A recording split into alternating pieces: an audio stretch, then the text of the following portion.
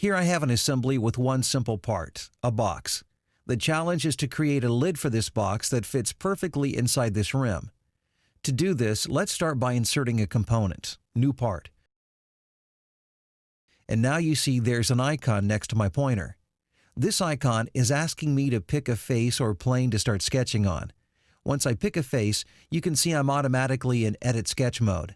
Now I'll select this face and use the Convert Entities tool and extrude a boss.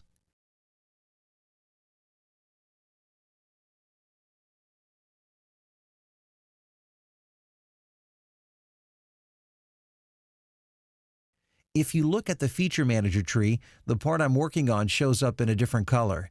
This is to indicate that I'm editing this part. To get out of this Edit Part mode, simply click this icon here.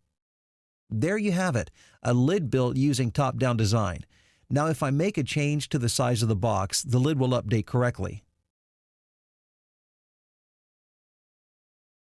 By no means is this a complete lesson on top-down design.